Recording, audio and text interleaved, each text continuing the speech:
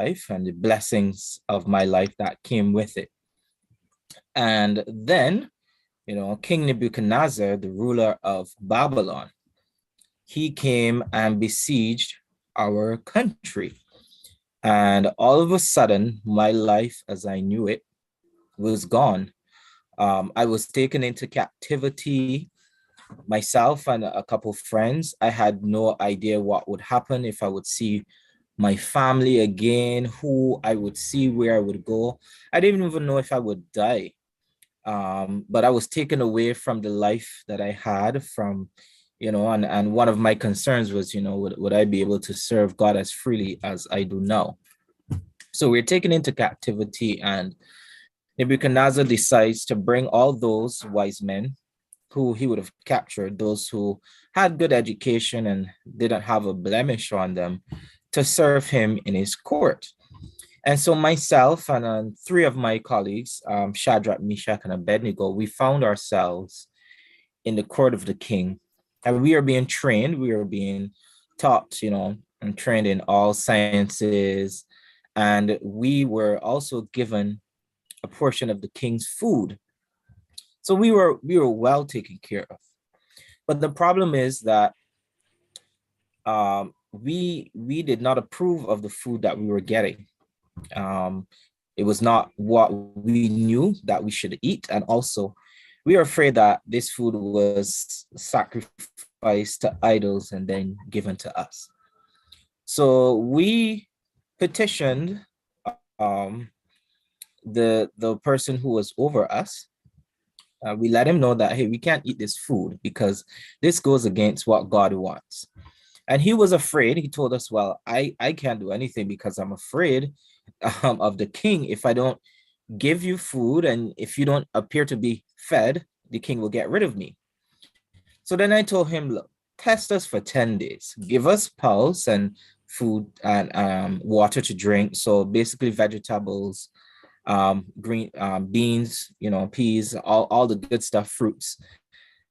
And test us for 10 days and compare us to the rest of those who are eating the king's meat.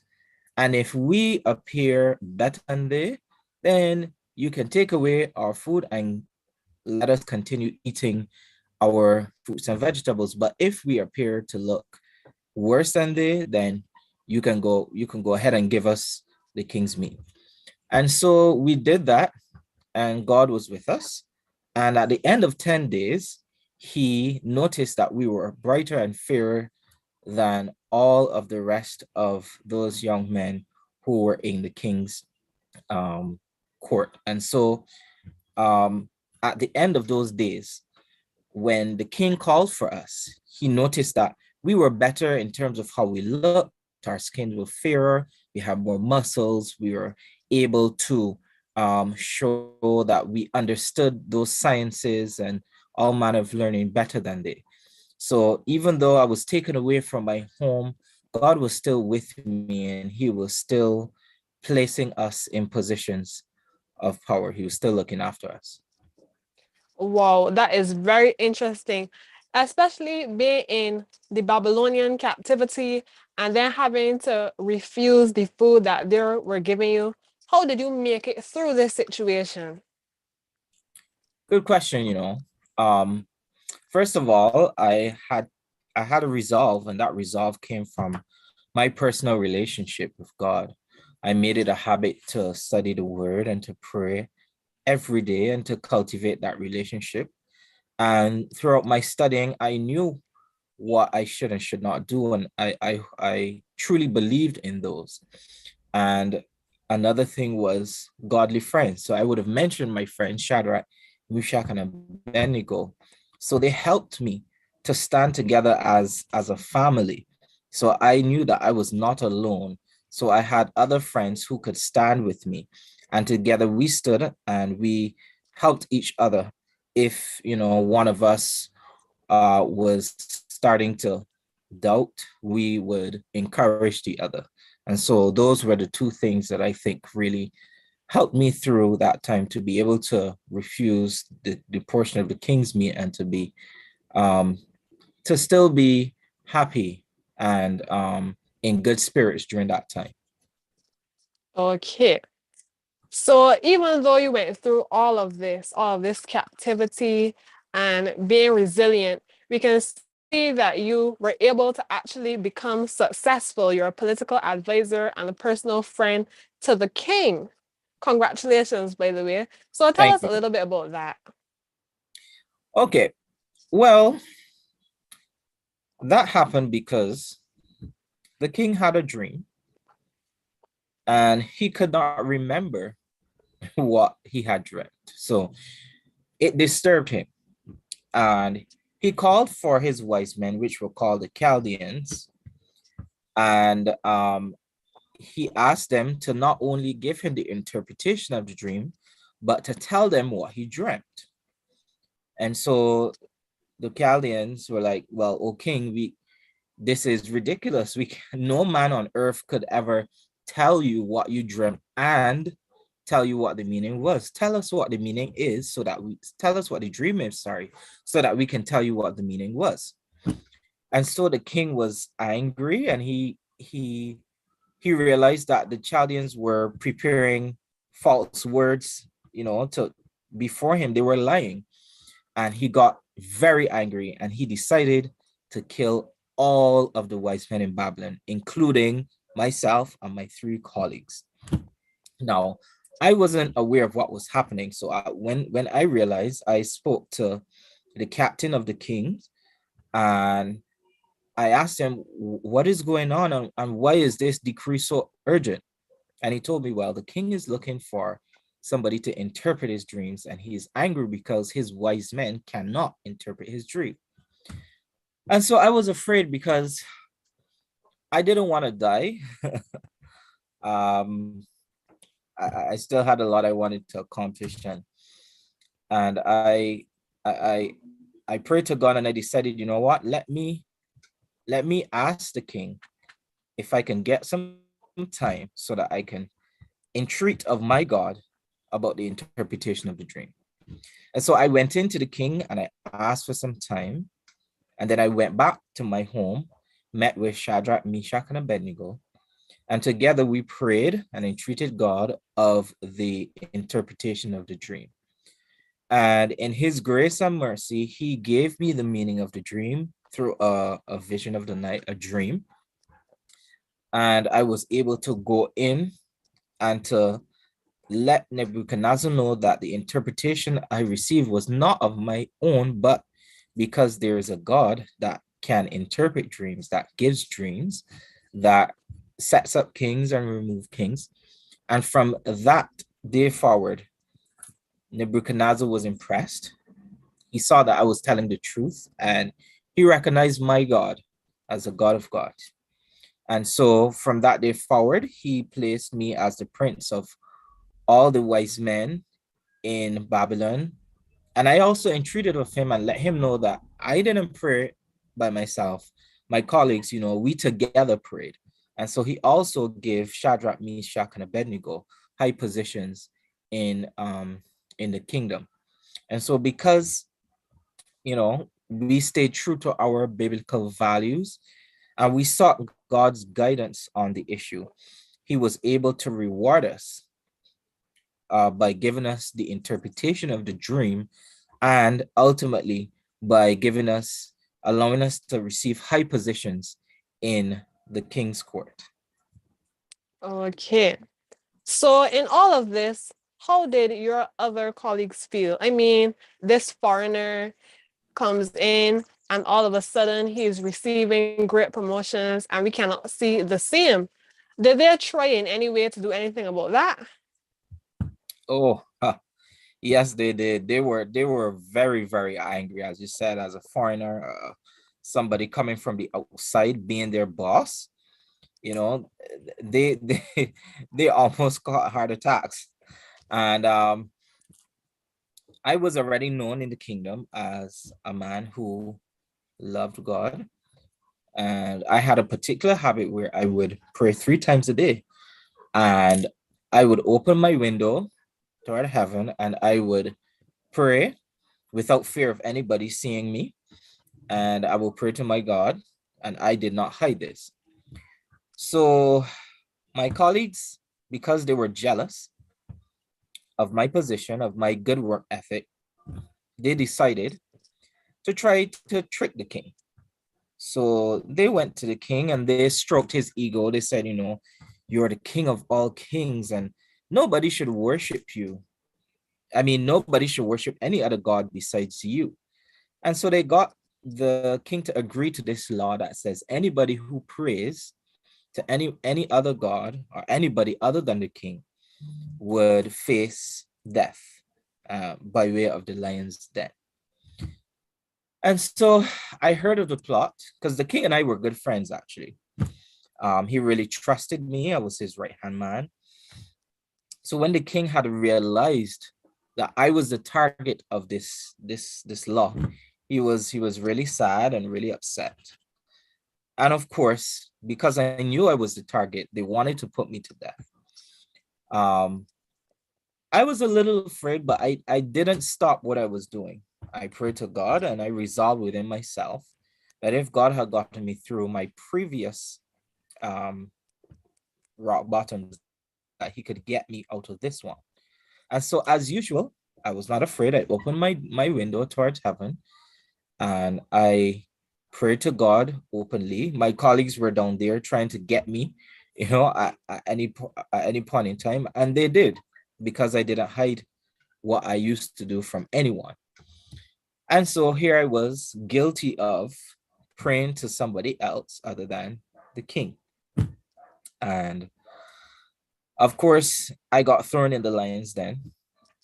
And I knew what lions were. I knew that they were big, vicious cats, and that more than likely I would have been devoured. But as I was thrown into the lion's den, I resolved again to do what I always did, which was to pray. And as soon as I prayed, an angel of God came down and shut the lion's mouth. And so I actually had a pretty good time with the lions, actually. We played, you know, I even lie down on one of them for the night, had a good rest. It was actually a little better than my pillows. I considered getting one as a pet. Anyway, um, God really came through for me because even though I was placed in such a position as one that I should face death, I trusted him that no matter what, he could have chosen not to deliver me or he could have delivered me, which he did. I chose to trust God. And he saw me through each and every experience. He saw me through this one. And it's because of my never ending or never wavering faith in God that I was able to get through this experience. Okay. Wow. I don't know about the lions as pets thing, but I could see how after God helped you through that situation, you were able to, come to that place with these lions.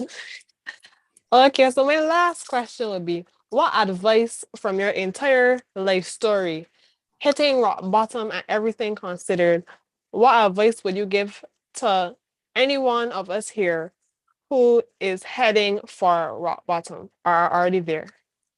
Okay. Well, one would be that God always has a plan for your life. And even though you may not be in a position where you could see any light at the end of the tunnel, just remember that we must go through trials and tribulations. And that very well may be a trial. You must be tested. And so my advice would be pass the test, keep the faith, you do what you've done before, which is, during the good times, you would have praised God, you would have thanked Him, you would have trusted Him. So during the bad times, you need to do that too. You need to praise, trust Him. You need to still study the Word as you did, because at every point in time, God will make a way of escape for you. When you pass a trial, you'll be stronger, and God will always be there for you. He knows the plans that He has towards us, not plans to harm us. And so always keep that in mind. God doesn't want to destroy you. He actually wants to make sure that you are prosperous. A second piece of advice would be don't listen to other people who want to take you away from your faith. I could have ran scared. I could have shut the window after I heard that decree. But I didn't listen to my colleagues who were jealous of me, who wanted to see me dead. I didn't listen to anybody else who would have told me, well, Daniel, you have this high position, it doesn't make sense for you to go down like this. All right. I didn't listen to them because they had no idea what God had in store for me. I entreated God because only He alone knew what He had in store for me. Okay, thank you so much for joining us this evening again, Daniel. I'm sure you have much to go and continue doing. So Yes. thanks again for your sound advice, and we'll move on to our next um individual. Thank you for So having me. no problem. All right. So our next character who we will be interviewing this evening is none other than Ruth.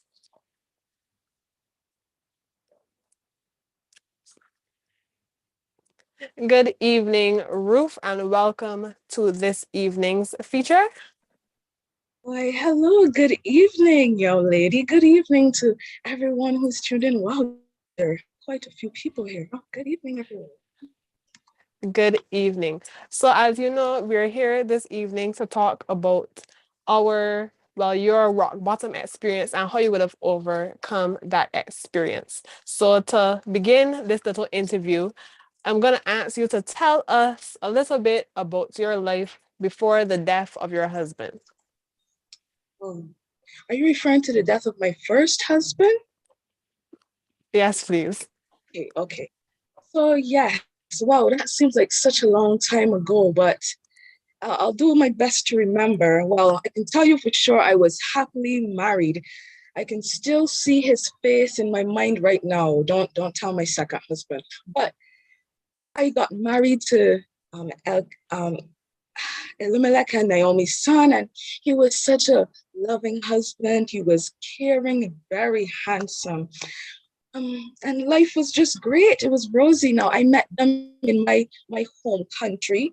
They had moved from their country and come to live in Moab, and they lived a very wonderful life. I enjoyed living with him and his parents and his brother and his wife. And then, well, as you know, he died and his father died and my brother-in-law died and left me and my mother-in-law and my sister-in-law all alone. And we were, it was such a terrible situation, definitely at a rock bottom.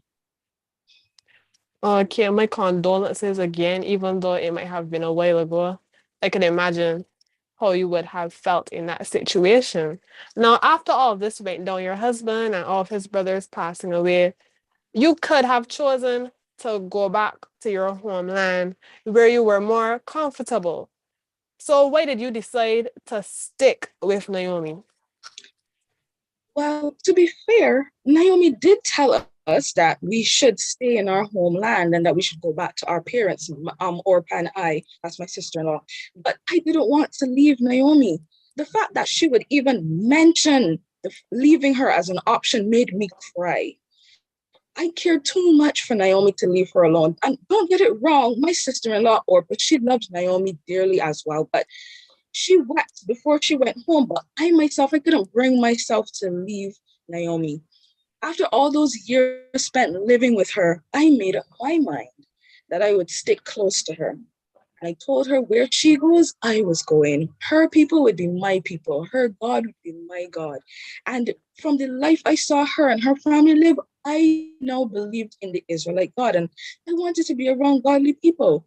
So even in my rock bottom situation, I knew I had to help take care of Naomi and I shouldn't leave her alone. And even though I was struggling, I knew that I had Naomi and she would be my support and I could be her support partner.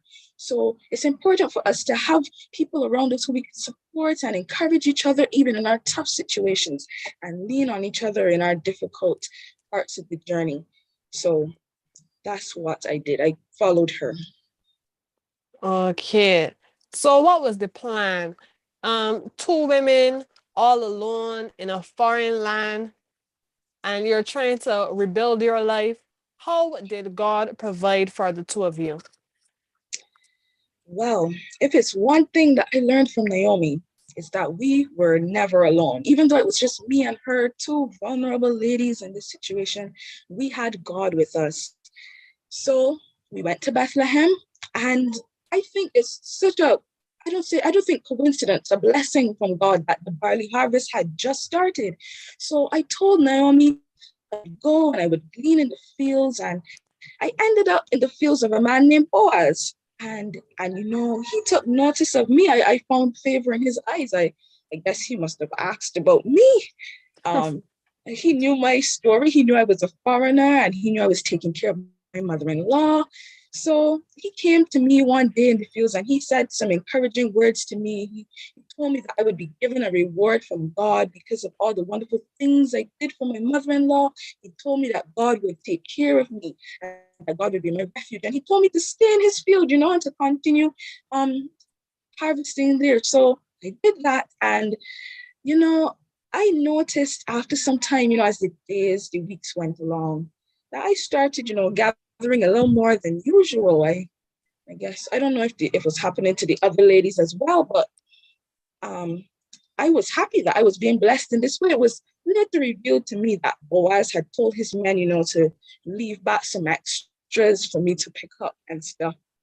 So his kind actions helped me to realize that even in these rock bottom situations, I could trust God to provide for me, and God can even work through other people to help provide for us. That is very true. So I understand that your mother-in-law would have given you some very interesting advice, which involved a pretty uncomfortable sleeping situation. Tell us more about that. I don't even know if uncomfortable is the right word, but yes, my mother-in-law, she had this plan. And at first I didn't understand it.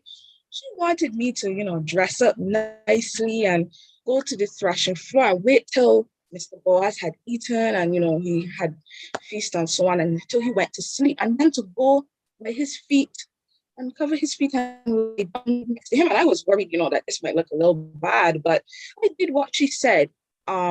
She said that Boaz would tell me what to do in the morning. So I did it. I listened because I trusted her as a godly woman to do what was best for me. I knew she had my best interest at heart.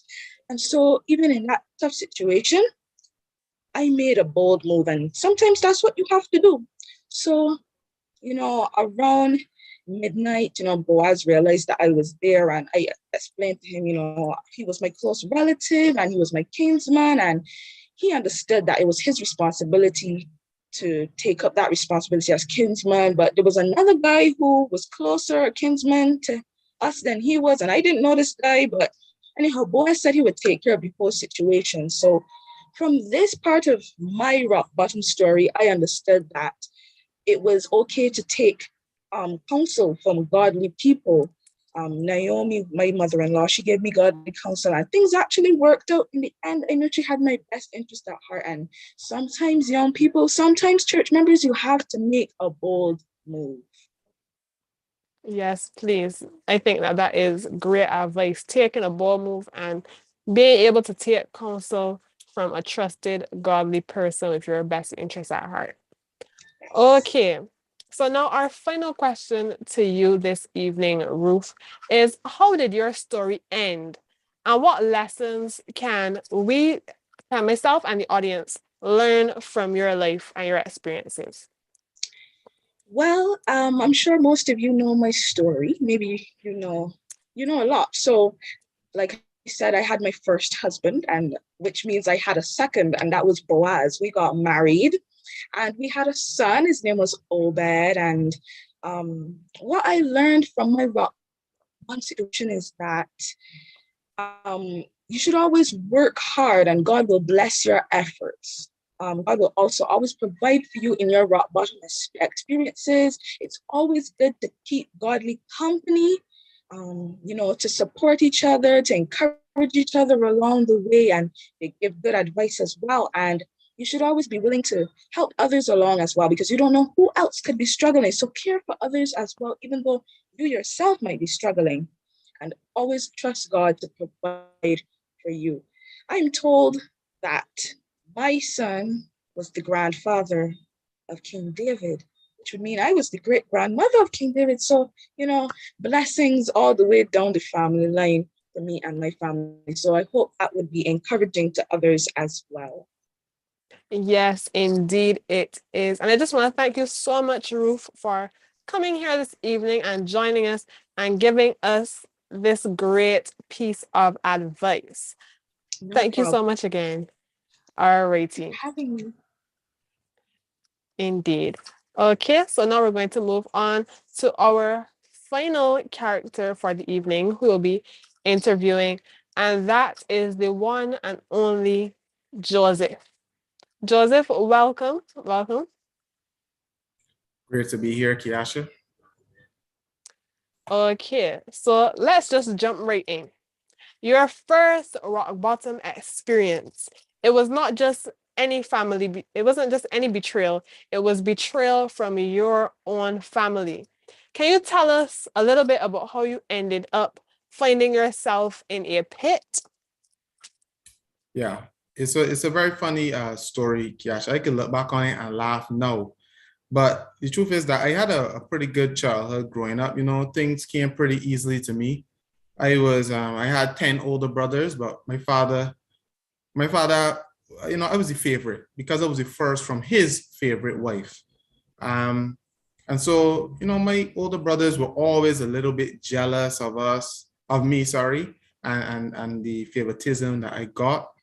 It probably didn't help that I also was gifted with the ability to interpret dreams. And sometimes I would tell them about dreams where they would be bowing down to me and everybody would be worshiping me and stuff like that. Even though it ended up coming true, probably I could have brought it over in a better way. Things really got bad though when my father decided to give me a coat of many colors, similar to what I'm wearing now. I get my seamstress to make similar kind of things now, other than nostalgia. But I was wearing something like that, and my father sent me out to, send a message. And they see me and they decide to, they jump me and they drop me in a pit. And they weren't sure what they were going to do at first. Eventually, they decided to sell me off to some slavers. It wasn't very good, but it was better than the alternative, which was to die. And then they would say that a wild beast had eaten me. But one of my brothers was able to persuade the rest that, at least sell you into slavery, that we get some money. And, in some ways, at the time, I thought that slavery was worse than death. It was terrible. And, I just didn't know what to do. And I couldn't understand why my brothers would do that to me. Wow, that is intense. Because how could your own family do such a thing? So during slavery and stuff like that, what happened after they sold you? Well, at first I was just really, really angry. And if I'm being honest, I didn't really resolve that anger towards them until several years later when they needed my help, and I ended up forgiving them but that's a whole other story that we probably won't get into. But I was just really angry. And not to mention that the walk to Egypt was incredibly long. It's a desert. They got my hands tied. They dragged me behind a camel, barely any water, extremely hot, very uncomfortable walk, 3-4 days nonstop. It was horrible, right? And then when I got there, they put me up on a stand and sold me like cattle. I used to be the favorite son, and now here I am, barely any clothes on, drenched in sweat, and being sold like cattle. I did end up being bought by a pretty nice guy. He was a high-ranking, influential man. His name was Potiphar. And I started off at the bottom, but with the help of God and through, good work ethic and so on, I was able to work my way up. I was lucky because being my father's favorite, he had taught me some things, about reading and writing. And I was able to use those skills to be able to work my way up through the food chain in Potiphar's household until I was eventually put as, the top slave, which is not a great position, but it's pretty good for a slave. It's as high as I thought I could go at the time. So I was in charge of the entire household. I ran everything. Potiphar just kind of relaxed and dealt with his own life, his wife and stuff like that. But everything else I dealt with. Okay, so it seems that you're making the best out of a bad situation and things are going pretty good considering all the other things. So what happens next in your story? Well, the next portion of the story is kind of, it just makes me sad even to think about it today. I as you said, I was not in a good situation being sold into slavery, and I tried to make the best out of it. I still, worked hard and did what I was supposed to do. And, even though that was the case and I tried not to do anything wrong, I tried to be honest and fair and do everything I was supposed to. Potiphar's wife still decided to make some passes at me, and at first, I just didn't think much of it, brush her off and stuff like that. But she kept coming and coming and coming until one day, she just ripped off my whole coat and I had to run away. And next thing you know, the guards grabbed me and I can't figure out why the guards were grabbing me up. And when I checked, it was because she had gone and told her husband that, I tried to assault her. And of course, he had to believe his wife over me. Although I wasn't so sure if he believed her, but he had to at least support her in public. So I was just a slave, and they sent me to jail. So I thought I was doing a little better, and suddenly here I am, back in a similar position again, getting thrown in jail, angry and sad again, but trying to hold on and believe that God had a plan and trying to trust in that plan. Wow. So imagine a common theme that I'm seeing being played out here is betrayal. You were betrayed by your family and you ended up being a slave. And now that you're a slave and you worked your way up, you're now betrayed again by your employer's wife to end up in an even worse situation. How did that make you feel? At first I felt a little bit lost. The prison was a very depressing place. It was dark and wet and gloomy, and it didn't smell very nice. The food was pretty terrible. And, being a slave was bad, but at least, at least when I was a slave to a wealthy man, and I was able to live in reasonable conditions. The prison was even worse. So I felt like I was worse off than I was when I was first sold into slavery. Everything was just damp, and there seemed to be no way to really get out. Back then the judicial system wasn't as forgiving as it is. I didn't have a particular term. I was just in. I was in until they decided to take me out. And I wasn't sure that they were ever going to take me out, but I was trusting in God that He would provide for me. That's one thing I always kept from a young man that my father taught me about, having faith and trust in God and trusting in His plan. So eventually what happened is, again, I use my work ethic and follow the leading of God to be able to work my way up to the personal servant to the captain of the guard. And the captain of the guard was, the top guy in the prison. I also managed to make a couple friends like the baker and the cupbearer. And they even asked me to interpret their dreams one night. And I used that ability that God had given me, even from a young man, to be able to interpret their dreams. And when I did that, unfortunately, the dreams, one of them, the baker, it was the end of the line for him. Pharaoh was going to have him executed. But fortunately for the cupbearer, he was going to be reinstated to his original position. So I asked him, when you get out, could you please just keep me in mind, just if you get close to Pharaoh, just mention my name, because I know that, if he could just say something, that God could work on Pharaoh's heart and he could potentially be able to get me out of this situation. So did he end up remembering you and mentioning you to Pharaoh? Eventually he remembered, but not at first. At first, he forgot me for a long time. many years. I'm not even sure the exact time, you know. In prison, it's hard to tell the days. Down there is so dark, very little sunlight, you know, you lose track of days, but it felt like an eternity. And I was just sitting there, and I was just doing what I was doing, you know, trying to make the best of a bad situation. And that was the point where I felt like, you know, I had hit rock bottom because I couldn't go any further up. I was in prison.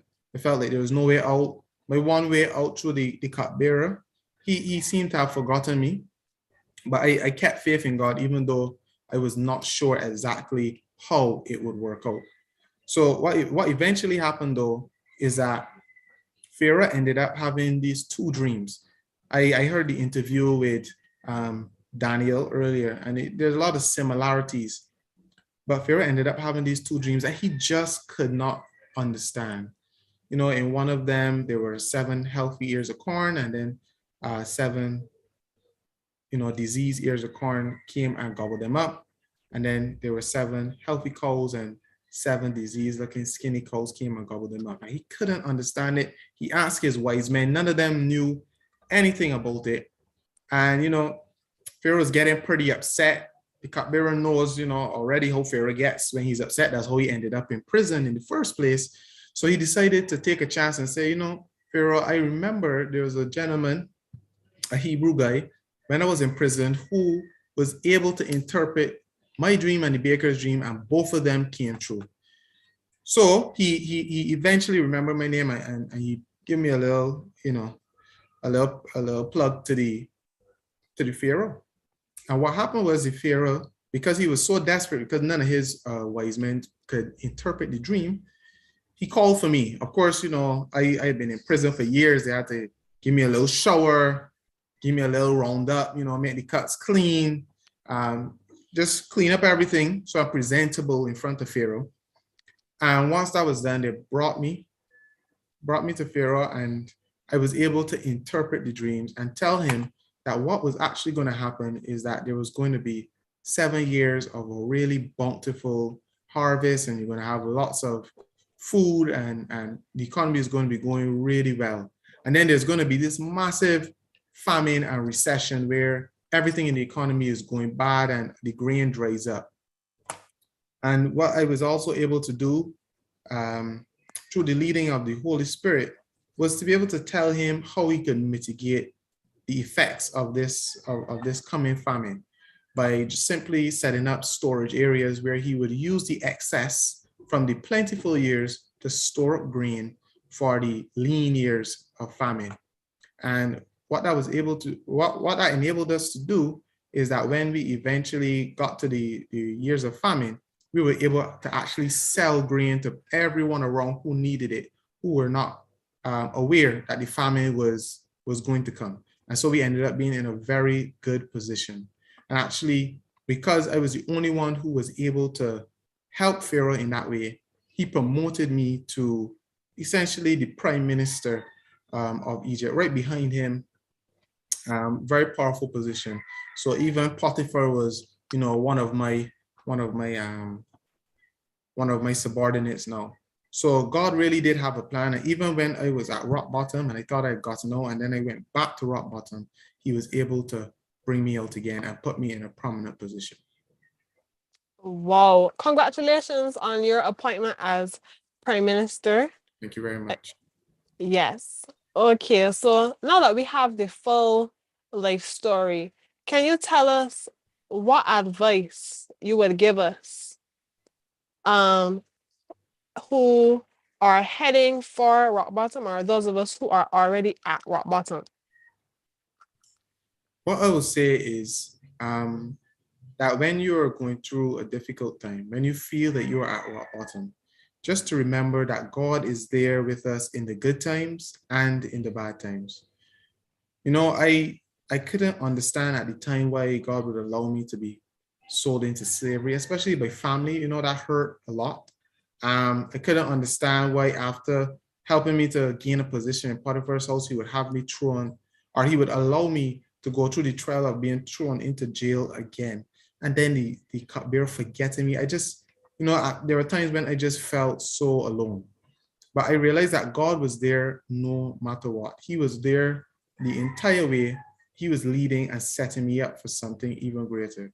So every setback is a set up for a comeback. There's actually a favorite phrase of mine that I will close with to sum up my whole life story. And I said this to my brothers when I eventually met them again after becoming prime minister, when I was able to help give them grain and be able to feed my entire family and save them from the famine. You meant it for evil, but God meant it for good.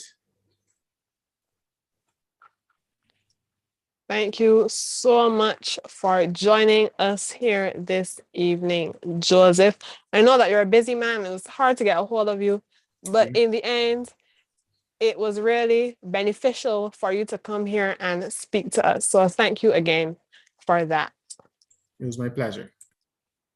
Okay, so I just want to do a group thank you for the three characters that we were able to speak to today as we dove into the Bible: Daniel, Ruth, and Joseph. They taught us some great, valuable lessons about things that we can do when we hit rock bottom, or things that are important. We learned about how personal conviction is important and having godly friends. We also learned about how important it is to have a godly mentor in your life, a person who puts God first as well and who has your best interests at heart. We also learned that sometimes it's good to make a bold move because you never know that the outcome after you make that move could be the thing that you really needed to push you forward. I would have also learned that God is there with us in both the good times and the bad times. And sometimes when you're at rock bottom and people may do things to you that are meant for evil, God can use those situations to help bring you out of them. So I hope that everything that we've learned here today from these interviews, that they would help us, because we know, especially now in these times, rock bottom is a place that is familiar for every single one of us. So I hope that we can have more of these sessions where we go back in time, as you can see from my background, and speak to these Bible characters and find out what valuable life lessons they can teach us. We'll now have our closing exercises.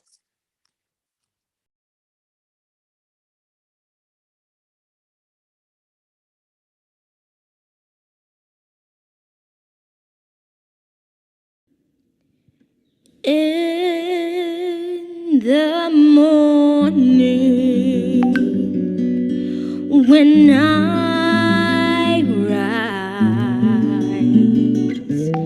in the morning, when I rise, in the morning, when I rise, give me Jesus,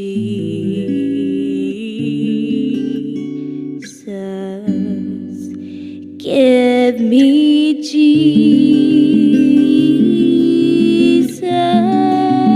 give me Jesus. You may have all this world, give me Jesus. Just about the break of day, just about the break of day, just about the break of day, give me Jesus, give me Jesus, give me Jesus. You may have all this world, give me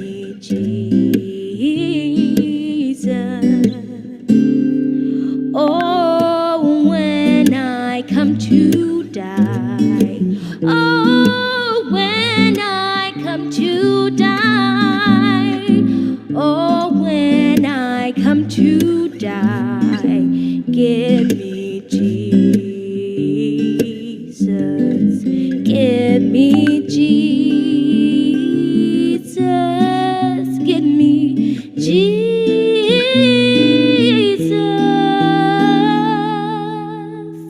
You may have all this world. You may have all this world. You may have all this world. Give me Jesus. You may have all this world. Give me Jesus. You may have all this world,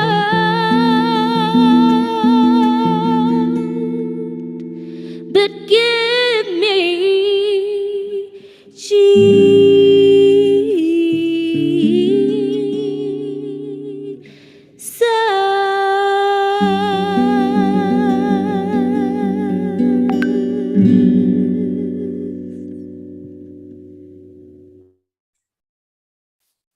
Thank you very much to Kiasha, to Daniel, Ruth, and Joseph for that program.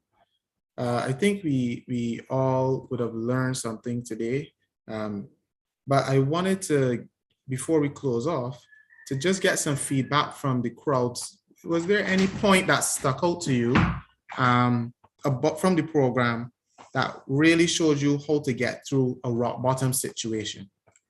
If you want to comment, you can feel free to put it in the chat or just go ahead and raise your hand or unmute your mic. We just want to see what did you take away from the interviews that we had to go back in time to source for today's program.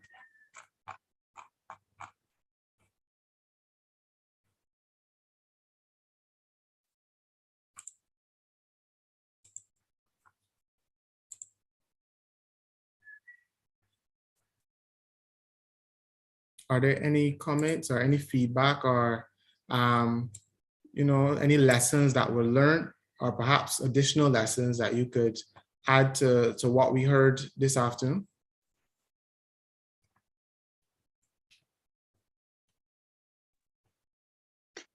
Good afternoon. This is Nola. I joined late, so I only heard your part, Ken. You mean Joseph? Yes, Joseph, I heard your part. Yeah, from what you said, what I gathered or what I inferred is the importance of having God's presence with you. If you have a sense of God's presence with you and He's with you wherever you are, if it is rock bottom or wherever it is, His presence softens whatever the situation is. And I don't know what the other two biblical characters said, but I think that's something important that we have to remember. Having the presence of God makes a whole difference to our experiences in life. Thank you very much, Auntie Nola, for that contribution. Do you have any other comments or about the program and about the lessons that may have been learned? Anybody want to reiterate something that they thought was particularly powerful or meaningful to them?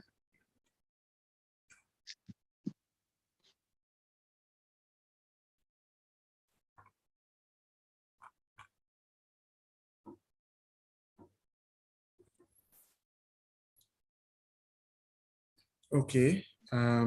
Oh yeah, Auntie Pat, go ahead. I just want to support what Nola just said, but what I like the program, and I mean these details can make a whole lot of difference. The presentation. I thought the way how you were dressed and the presentation, so you knew the story, so it sounded so personal, so it really drew my attention. And I think Kiasha did a very good job as an interviewer. So I just thought that was a good way. It helps too that you if you have to present a character, it means that you have to study that person's character so that you give information. So I thought that the AY department did a very good job this evening. And yes, although we probably will have the background, it drew, well, at least for me, it drew my attention in listening to what you all had to say. Okay, thank you, Auntie Pat. Juliet. Good evening. I just want to say that I think it's a really important lesson that we realize that when we are at rock bottom, that like you said, God has put us there or allowed us to go through whatever it is we're going through because he has a plan for us. And when things are going so bad, we can't see the plan. And everything might look dreary and as though God has abandoned us maybe sometimes. But you can always be sure that there is a brighter day coming, and all you have to do is to say, Lord, what is it that you're trying to teach me in this situation? We have to look for the lesson and the learning points and to see, why the Lord is allowing us to experience all these things. Can you imagine Joseph being abandoned by his own brothers? Well, I think it's the most hurtful thing that anybody could experience. Your whole family actually wishing you dead and sell you into slavery. And then when he thought he had gotten through by being, the chief in the household, then something happened again and then he went to prison. So it was as though things were just going downhill for him, up and then down, up and then down. But in all of this, God was preparing him for a very big role. And so we don't know what God is preparing us for when we reach rock bottom. So our thing should be, Lord, I know you have a great plan for me. Help me to be patient and help me to learn the lessons that you want me to learn so that I can achieve whatever it is you have for my life. That is what I would take away. Thank you. Great program. I agree. If I could say something else, I'd like to support what Sister Juliet is saying. Just today, I was reading, and this is from Streams in the Desert. And I'd read this devotional several times, but this part of it, like, it didn't jump out at me. Where the writer was talking about some roses called attar, A-T-T-A-R, roses. And he said that he learned for the first time that the world's supply of attar roses, they come from the Balkan Mountains. And he said the thing that interested him the most is that the roses must be gathered in the darkest hours. The pickers have to start at 1 o'clock and they finish picking them at 2. He said at first it seemed to be just something superstitious, but as he investigated this mystery, he learned that actual scientific tests had proven that fully 40% of the fragrance of the rose was emitted in the dark time. So what that says to us as we take away a spiritual analogy from that is that sometimes the fragrance of our lives or our growth is most achieved in the dark time, quote unquote, the dark time, when it is light and everything is gay and everything is hunky-dory, as it were. Those are the times where sometimes we give little. But it is when it is dark that we give the most, as attested by the rose. And our lives are supposed to be, where the Bible says that we are supposed to be an aroma. Our lives should give off a fragrance. And there's some, like flowers, to use another analogy now, there's some flowers that you only get their scent when they're crushed.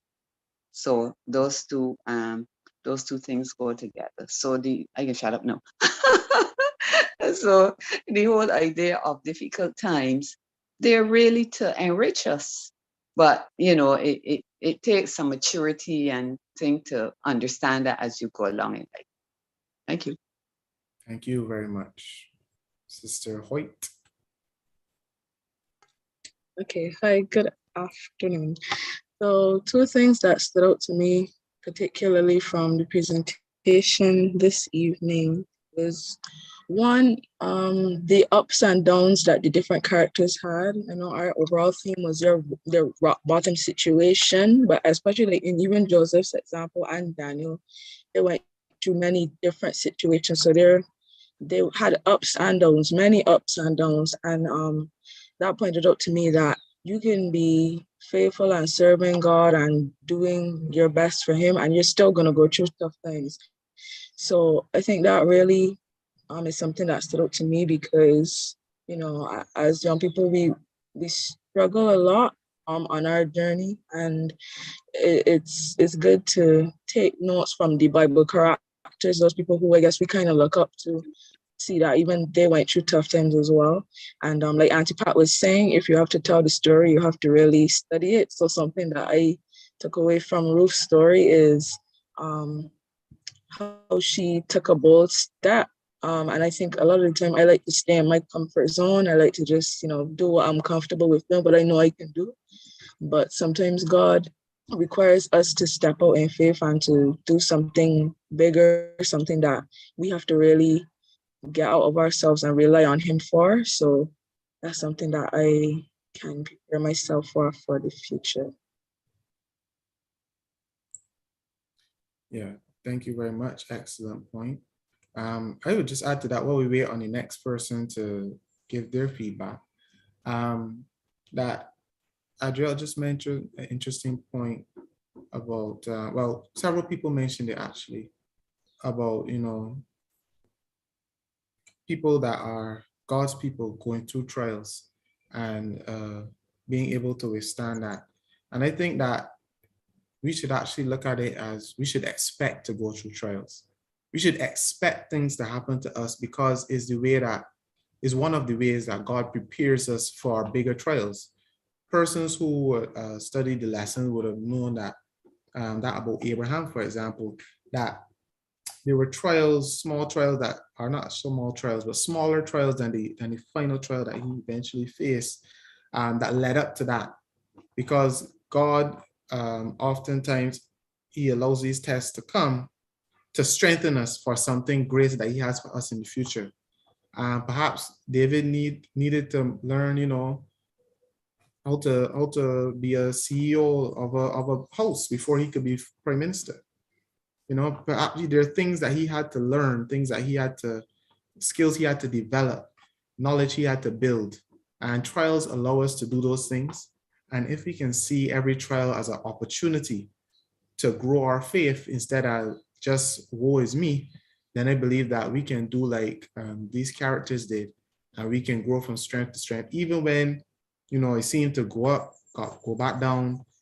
You know, as long as we continue to trust in God and treat every trial as an opportunity for growth, I believe that God will guide us and continue to lead us where He needs us to be. Are there any final comments before we close today?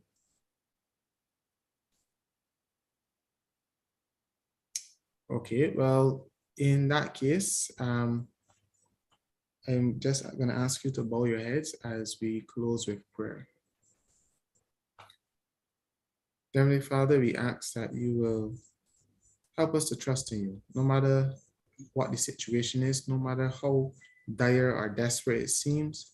Help us, like Daniel, like Ruth, and like Joseph, to depend on you and to be able to follow your leading, to put in the work, to be able to grow, so that when or if you choose to bring us out of that situation, put us in a different one that we will be able to handle ourselves.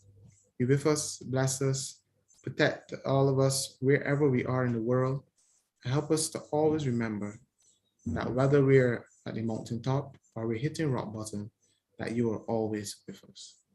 In the name of your precious Son, Jesus Christ, amen. I want to thank everyone for coming here this evening. I'm just going to ask the host to enable screen sharing. And also, before we leave, I just want to give you a couple quick announcements. The first announcement is about next week's AY, which is all about non-communicable diseases. We're partnering with the health department. They will be taking over. And you know how non-communicable diseases, there's something that very, very serious in Barbados, well, all over the world, But here in Barbados in particular, you know, something like 50% of or more of people over a certain age have non-communicable diseases. Our diet, our lifestyle is culturally not that great. And those diseases are very, very serious. And perhaps we don't realize how serious until one of us or someone that we love becomes afflicted with it. So that should be a very interesting program for everyone to joining on. Also reminded of the Government Hill hike on the 29th, which is not this Sunday as in tomorrow, but the following Sunday, which you meet at the church for 5 if you need transportation. On the hike leaves Codrington College at 6 a.m. The following week, June 4th, for AY, you'll be having AY in person for the first time in almost 2 years. So we're encouraging everyone to come out to that. We have a very interesting program planned, and I think that it will be lots of fun and very educational for everyone. So I expect to see all of you there. And the final announcement is that on June 18th, at the church, we'll be having our first in-person social for almost 2 years. And we also expect that that will be tons of fun and expect to see all of you there. So thanks for coming to today's AY. We continue to appreciate your support, and we cannot wait to see you guys next week and in the following weeks. Have a great week, everyone. Thank you.